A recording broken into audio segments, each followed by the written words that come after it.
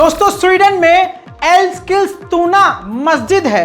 एल्स्किलस्तुना के इलाके में ही वहां एक मस्जिद है जिस इलाके की मुसलमानों की आबादी 20,000 है।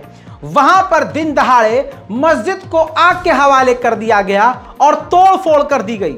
मस्जिद की हालत ऐसी है कि अब वो मस्जिद नहीं रही, पूरी तरह से जमींदोज हो गई है। ये वीडियोस देख लीजिए मेरे दोस्तों, अलग से तो नहीं दिखा सकता लेकिन ध्यान से देख लीजिए। ये यूरोप का देश है, ये स्वीडन है। कल तक कुरान जलाई जा रही थी, पूरी दुनिया के बेगैरत मुसलमानों ने अपने मुंह पर ताला लगा के रखा, जिसका सबब यह हुआ कि अब कुरान तो छोटी मोटी बात हो गई, अब मस्जिद में दिन दहाड़े आग लगा दी जा रही है। कल जिंदा मुसलमानों को जला दिया जाएगा। ये क्यों होता है? क्योंकि मुसलमान बेगैरती का पट्टा अपने मुंह पर बांध लेता है। हम नहीं बोलेंगे, हम तो इंडिया में हैं, हम तो पाकिस्तान में, हम तो जर्मनी में हैं, अबे हम तो अमेरिका में हैं, हमें क्या लेना वहाँ के मुसलमान से। ये एक ऐसी चीज़ है, अल्लाह का घर, अल्लाह की किताब, अल्लाह की ज़ात और ये इस्लाम कि पूरी दुनिया के मुसलमानों को, चाहे वो एक दूसरे को जानते हों या ना जानते हों, एक कर देता है। लेकिन आज मुसलमानों के हालात इसीलिए बहुत बदतर हो चुके हैं क्योंकि हमें सिर्फ अपना अपना दिखता है। अजीब व गरीब बात यह है कि स्वीडन में जहाँ चप्पे चप्पे पर सीसीटीवी कैमरा होता है, जहाँ कुरान जब जलाने वाला कुरान जला रहा होता है और कुरान को जलाने के लिए जो लोग मना करते हैं, पुलिस उनको ही गिरफ्तार कर लेती है, मुसलमानों को, कि भाई आप विरोध नहीं कर सकते, इसके पास कुरान जलाने की परमिशन है। ऐसे देश स्वीडन में दिन दहाड़े पूरी मस्जिद को जला दिया गया और प्रशासन के पास न कोई जानकारी है, न सीसीटीवी फुटेज है। अब स्वीडन की पुलिस ने इन्वेस्टिगेशन शुरू कर दिया है और केस फाइल कर लिया है और वहाँ के मुसलमान जो लोग हैं 20,000 लोग, वो प्रदर्शन कर रहे हैं, लेकिन उनको कामयाबी नहीं मिलेगी। मैं आज आपको बता रहा हूँ क्योंकि आप और हम ये सब देखने के आदी हो गए हैं। दोस्तों मैंने इंटरनेशनल प्राइम टाइम फर्स्ट वाले पार्ट में आपको बताया था कि कनाडा ने नाजी के समर्थन में बहुत बड़ा गलत कदम उठाया, जिसके बाद पोलैंड से लेकर दुनिया भर के लोगों ने विरोध किया कनाडा का। और कनाडा की जो संसद है उसके जो सभापति हैं, जिन्होंने नाजी के सैनिक की तारीफ करी थी और तारीफ के पुल बांधे थे, मांग करी थी दुनिया वालों ने कि वो रिज़ाइन दे दें। हालत इतनी बिगड़ गई कि उन सभापति ने खुद रिज़ाइन दे दिया। उधर मोदी के समर्थन में और मोदी को बचाने के लिए और मोदी जी की सरकार की गंदी विदेश नीति को बचाने के लिए, जिस विदेश नीति की वजह से आज भारत को कई जगह आलोचना झेलनी पड़ रही है, उसको छुपाने के लिए, बचाने के लिए मोदी जी के करीबी मिनिस्टर, पूर्व जो डिप्लोमेट है वोहरा, उन्होंने दीपक शराबी के चरसिए के शो में बड़ा इल्ज़ाम जस्टिन ट्रूडो पर लगाया, जो अब विदेश में वायरल हो रहा है। वोहरा ने इल्ज़ाम लगाया कि जस्टिन ट्रूडो के बारे में बताया गया कि उसका जहाज़ ख़राब हो गया था, इस वजह से वो G20 की मीटिंग, बड़ी मीटिंगों में शामिल नहीं हो पाया, बल्कि ये झूठ बात है। ऐसा कहा जा रहा है कि जस्टिन ट्रूडो जब भारत आया था तो वो ड्रग में इतना ड्रग ले रखा था, उसने इतने नशे में था कि वो राष्ट्रपति के इनविटेशन पर खाने पर भी नहीं जा पाया और वो ज़्यादा जो अहम मीटिंग्स हुई हैं उसमें भी नहीं जा पाया। वो 2 दिन कमरे में बंद रहा क्योंकि वो नशे में था। ये भारत के दीपक चरसिए के शो में कहा गया। देखिए, क्रेडिबल क्या कहते हैं, रूमर्स हैं कि इसके जहाज में से कोकेन मिली थी हमारे स्निफर डॉग्स को, और फिर 2 दिन ही अपने होटल में कि कमरे में बंद रहा, बाहर नहीं आया। प्रेसिडेंट, हमारे भारत के राष्ट्रपति जो डिनर किया था उसमें नहीं गया, लोग कहते हैं कि नशे में था ड्रग्स के। तो कुछ कहा नहीं जा सकता कि इसका दिमाग में क्या है। दोस्तों 10 साल बाद साउथ कोरिया ने अपनी पूरी ताकत नॉर्थ कोरिया के खिलाफ सड़कों पर दिखाई है। ऐसी परेड करी है कि नॉर्थ कोरिया भी हैरत कर रहा है। साउथ कोरिया ने अपनी तमाम मिसाइल, तमाम सेना, तमाम हथियार को सड़क पर उतार दिया। देख लीजिए।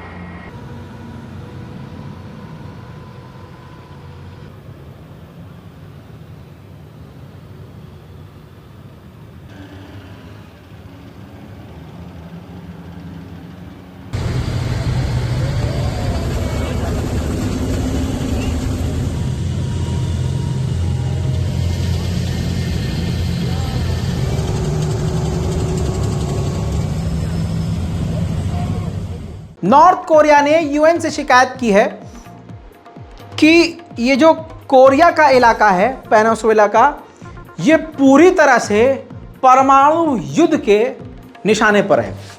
नॉर्थ कोरिया ने कोरिया को धमकी दी है सीधा परमाणु युद्ध की। मेरे दोस्तों, श्रीलंका ने काफ़ी झटके खाने के बाद एक जेन्युइन बयान दिया, एक बड़ी बात बताई। पहले बड़ी खबर यह दी श्रीलंका ने कि अक्टूबर के पूरे महीने में एक चीनी जहाज़ श्रीलंका में रुकने की इजाज़त मांग रहा है और भारत के लिए खतरा है और भारत की चिंता होती है, बिल्कुल सही है। अभी अमेरिका ने लताड़ लगाई थी श्रीलंका को और कहा था कि आपके यहाँ जो चीनी जहाज़ आ रहे हैं इससे भारत की सिक्योरिटी को खतरा है। तब जाकर श्रीलंका का ये बयान आया है और कहा है कि हम एक ग्रुप बना रहे हैं जिसमें हम दूसरे देशों समेत भारत से भी इस बारे में बातचीत कर रहे हैं और सलाह ले रहे हैं कि क्या करना चाहिए, क्योंकि हमारे लिए भारत की चिंता ज़रूरी है और फिलहाल हमने चीन के उस जहाज़ को परमिशन नहीं दी है। बड़ी बात यह है कि अब अफगानिस्तान की एक डेलीगेशन रशिया गई है अपने पॉलिटिकल इशू को डिस्कस करने के लिए और बिजनेस टाइप के लिए। अगर ऐसा हो जाता है तो अमेरिका के लिए और यूरोप के लिए एक और बड़ा सरदर्द है। उधर काबुल में अफगानिस्तान रोड बना रहा था, ये देख लीजिए, रोड बनाने के वक्त जब खुदाई की गई तो हथियारों का भंडार मिला है। तालिबान की फिर से बल्ले बल्ले। अब ताज़ा तस्वीर ये चाइना और फिलीपींस के बीच की देख लीजिए। चाइना ने फिलीपींस के मछुआरों के जहाज़ को रोक दिया और काफ़ी घंटों तक उनको परेशान किया और चाइनीज़ कोस्ट गार्ड ने फिलीपींस के मछुआरों को उस इलाके से वापस जाने के लिए मजबूर कर दिया। वहीं अमेरिका ने चाइना की 3 कंपनियों को ब्लैकलिस्ट कर दिया है, यह कहते हुए कि ये कंपनियां वीगर मुसलमानों से ज़बरदस्ती जाती करवा के काम करवाती थी। वहीं ऑस्ट्रेलिया के एनवॉय ने वार्निंग दी है कि वर्ल्ड वॉर 2 के बाद सबसे बड़ी सेना चीन बना रहा है, इरादे इसके खतरनाक हैं। पूरा यूरोप चीन के खिलाफ एक हो गया है। यूरोप के देशों को, फ्रांस को, अमेरिका को लगता है कि पूरा यूरोप से चाइना अकेले भिड़ सकता है। ऐसे में यूरोप के कई देश हैं जो चीन पर निर्भर हैं, ज़्यादा से ज़्यादा सामान चाइना से लेते हैं क्योंकि सस्ता पड़ता है। ऐसे में फ्रांस ने एक मास्टर प्लान बनाया है कि पूरे यूरोप में $900 बिलियन खर्च किए जाएंगे और प्रोडक्शन यूरोप में ही की जाएगी और चीन पर से निर्भरता कम की जाएगी और चीन के साथ बिजनेस टाइप खत्म किए जाएंगे। फ्रांस की इमैनुअल मैक्रोन की सरकार भी वहां आम नागरिकों को, सरकारी नौकरियों को बर्बाद कर रही है। देख लीजिए, एक बार फिर से जबरदस्त प्रदर्शन शुरू हो चुका है फ्रांस के अंदर। अब फ्रांस में रेलवे के कर्मचारियों ने जबरदस्त प्रदर्शन किया है क्योंकि एक तरह से प्राइवेटाइजेशन और एक तरह से उनकी तनख्वाह में कमी और नौकरी पाना एक मुश्किल काम कर दिया गया है रेलवे में, जिसकी वजह से रेलवे कर्मचारी और स्थानीय कर्मचारी जो लोकल काम करते हैं उनको उम्मीद है कि उनको कभी ना कभी नौकरी सरकारी मिलेगी रेलवे में, वो सब मिलकर प्रदर्शन कर रहे हैं। इसमें पुलिस और प्रदर्शनकारियों में काफ़ी भिड़ंत भी हुई है और कई प्रदर्शनकारी घायल भी हैं। मैंने अक्सर बोला है कि फ्रांस एक इस्लामोफोबिक देश है। फ्रांस एक ऐसा देश है जो इस्लामोफोबिया फैलाने में सबसे ऊपर रहता है। फ्रांस में ओलंपिक्स के गेम होने वाले हैं और फ्रांस के स्पोर्ट्स मिनिस्टर ने ऐलान किया है कि महिलाएं बुर्का पहनकर नहीं आ सकती। महिलाएं कोई भी ऐसा कपड़ा नहीं पहनेंगी जिससे पता चले कि वो कौन से रिलीजियस से हैं, कौन से धर्म से हैं। यहाँ अगर कोई हिंदू खुश हो रहा हो तो जूता लेके अपने मुंह पर मार लेना। सनातन जो होते हैं वो खुश हो रहेंगे कि भगवान देखा मोदी जी के स्टाइल में काम नहीं। अगर कोई हिंदू लड़की वहां साड़ी पहन के जाएगी, तिलक लगा के जाएगी, तो भी वो नहीं पहन सकती क्योंकि उससे उसका धर्म का पता चल रहा है कि वो हिंदू है। बहरहाल बुर्का स्पेसिफाई किया गया था फ्रांस की तरफ से। तुरंत यूएन ने आधिकारिक तौर पर इसके मुंह पर जूता जड़ दिया। फ्रांस के ऑफिशियली बयान दिया गया कि यह सरासर गलत है। लड़कियों को यह नहीं बता सकता फ्रांस और कोई भी कि लड़कियों को क्या पहनना है। बुर्का और हिजाब बैन करना सरासर गलत है। सुनिए। According to the Committee on Elimination of Discrimination Against Women, CEDAW, any state party of the convention, in this case France, has an obligation to take all the appropriate measures to modify any social or cultural patterns which are based on the idea of inferiority or superiority, or if either sexes. Having said that,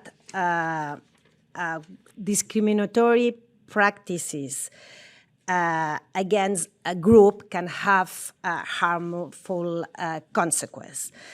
That is why, according to international human rights standards, restrictions of expressions of religions or beliefs, such attire of choices, are only acceptable under really specific circumstances that address legitimate concerns of public safety, public order, or public health or morals in a necessary and proportionate fashion. मेरे दोस्तों, आगे ये तस्वीर देखिए। South Africa में ऐसी बाढ़ आई है कि कहा जा रहा है कि सैकड़ों लोग मारे गए हैं और हजारों लापता हैं। लाखों लोग एक जगह से दूसरी जगह गए हैं और मिलियंस में नुकसान हुआ है, करोड़ों का नुकसान हो गया है। पूरी तरह से बिजनेस ठप है, आम जनजाति पूरी तरह से ठप हो गई है।